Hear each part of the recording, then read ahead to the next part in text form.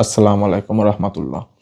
আজকে আমি একটা ঘড়ি নিয়ে আসছি। এই দেখেন, আমি এটা ইন্ট্রো করে দেব, আরও ভালো করে বুঝতে পারবেন। এটা একটা ফাস্ট ট্র্যাকের অরিজিনাল ঘড়ি। কেন বললাম? এটা আমি ইন্ডিয়া থেকেই এনেছিলাম ফাস্ট ট্র্যাকের এই ঘড়িটা। তো আমি এটার একটা ঘটনা বলি আপনাদেরকে। আমি 2017 সালে একটা ফাস্ট ট্র্যাকের ইন্ডিয়ান একটা ঘড়ি কিনি, ইন্ডিয়া থেকে আমি পারচেস করি। তো ঘড়িটা খুবই ভালো ছিল, ফাস্ট ট্র্যাকের সেই ঘড়িটা। তো আমি ইন্ডিয়ান রুপি সেই সময় আমি সম্ভবত 2000 রুপির মতো দিয়ে ঘড়িটা কিনছিলাম, অফার ছিল। তো তখন 2017 সাল ছিল। ঘড়িটা খুবই অসাধারণ ছিল সেই ঘড়িটা।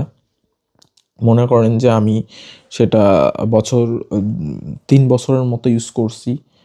তো একটা ঘড়ি আপনার ব্যাটারিও অলমোস্ট 2.5 বছরের মতো চলে গেছে। মানে আমি কেনার পরে, এটা না কিন্তু, এটা আমি সাইডে রাখি।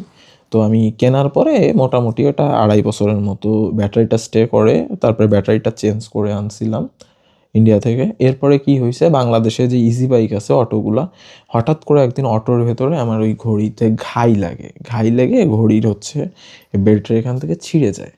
ছিঁড়ে গেলে আমার ঘড়িটা হচ্ছে মানে পড়ে যায়।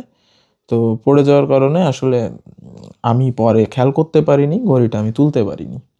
তো ভালো ঘড়িটা আমার হারায় গেল আর কি। ওটা তো আর পাওয়া সম্ভব না। সে অটো, কার অটো ছিল, বা সেও আমাকে কি করে পাবে? যাই হোক, তো নেক্সট টাইম আমি ঘড়ি আরেকটা, এই যে এইবার এটার কথা বলি। এটা আমি পারচেস করি ফার্স্ট ট্র্যাকের।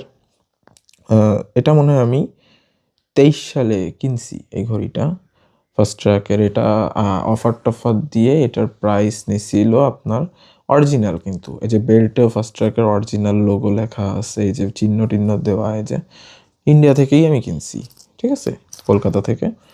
তো ওদের ব্র্যান্ড শপ থেকে কেনা ফার্স্ট ট্র্যাকের। তো এটা আমি কিনছিলাম আপনার হচ্ছে অফার টফার দিয়ে 2500 টাকার মতো দাম নিছিল। কিন্তু এই ঘড়িটা আমাকে হতাশ করছে। কেন? আমি বলি।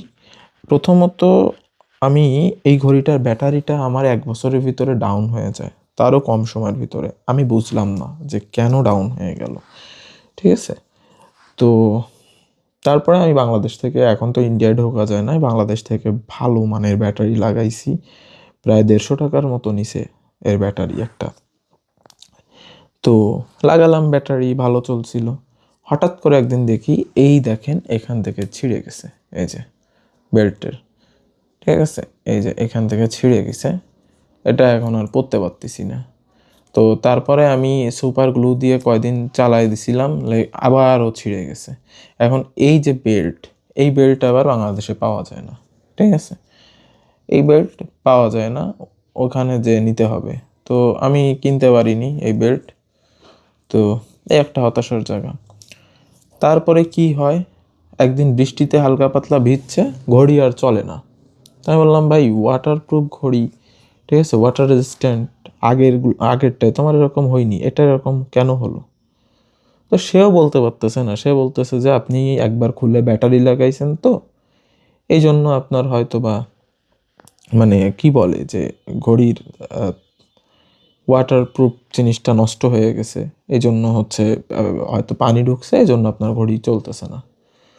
তো যাই হোক, সেটাই হবে হয়তো বা। তো মেইন কথা হচ্ছে, আর বছর দুয়েক বয়স হয়েছে, তা আমি এটার থেকে ওই আগেরটার মতো আশানুরূপ সার্ভিস পাইনি। চলতেছে, আমি পরে ওয়াশ করাইছি, ওয়াশ করানোর পরে মোটামুটি মাঝে থেমে গেছিলো, পরে ঘাইগুতা দিলে দেখতেছি চলতেছে। আবার পরবর্তীতে ব্যাটারি ভরলে তখন কি হয় আমি জানি না। চলতেছে, ভালোই চলতেছে, দেখতে শুনতেও ভালো, লুকিং গর্জিয়াস, খুবই ফাইন। পরতে পারতেছি না, কারণ এই যে বেল্টের সমস্যা, এই যে বেল্ট আমার কিনে লাগাইতে হবে, ঠিক আছে। এই যে এটা মনে হয় যে ছিঁড়ে যাচ্ছে এখান থেকে এখনই টানাটানি করে। তো এই হচ্ছে অবস্থা। তো আমি বলতে চাচ্ছি যে তাদের কি আসলে এইটার ম্যানুফ্যাকচারিং প্রবলেম, না কি হলো, আমি আসলে বুঝলাম না। তা আপনারা যারা ফাস্ট ট্র্যাকের ঘড়ি তো মোটামুটি সবাই চিনেন, কিনেও থাকেন ইন্ডিয়া থেকে, তো একটু তারা বুঝে শুনে দেখে শুনে কিনবেন। আমি এটাকে কোনোভাবেই খারাপ বলতেছি না, ঘড়ি যথেষ্ট প্রিমিয়াম, খুবই সুন্দর, ভারী আছে, ওয়েট আছে। বাট একটু জিজ্ঞাসা করতে হবে যে ভাই ব্যাটারি কতদিন যাবে, এটা কি আসলে ব্যাটারি খোলার পরে কি এর ওয়াটার রেজিস্ট্যান্টটা চলে যায় কিনা, পানি টানি লাগলে তখন নষ্ট হয়ে যাবে কিনা, এগুলো একটু নজর দিয়ে কিনতে হবে। এটা আমি 23 সালের দিকে বললাম যে অ্যারাউন্ড আপনার 3000 টাকার মতো দিয়ে কিনছিলাম আর কি, ঠিক আছে। তো মানে ভ্যাট ট্যাক্স সব কিছু মিলায় আর কি তো কিনা লাগছে, ওদের তো প্রাইজের উপর আবার ভ্যাট দিতে হয়। তো 3000 টাকা হিসাবে খারাপ না, বাট আরেকটু লংজিবিলিটি হলে ভালো হতো। 3000 রুপি, আই মিন টাকা না। তো 3000 রুপির অনেক বেশি মূল্য ভাই, বাংলাদেশি টাকায় তাও প্রায় 4-4.5 হাজার টাকা দাম হয়ে যাবে। তো এই হচ্ছে অবস্থা। তো আজকে রিভিউ ছিল না, এই মোটামুটি অবস্থা ছিল বললাম। ভালো লাগলে আসলে আমার চ্যানেলটা সাবস্ক্রাইব করে দিয়ে আমার পাশে থাকবেন।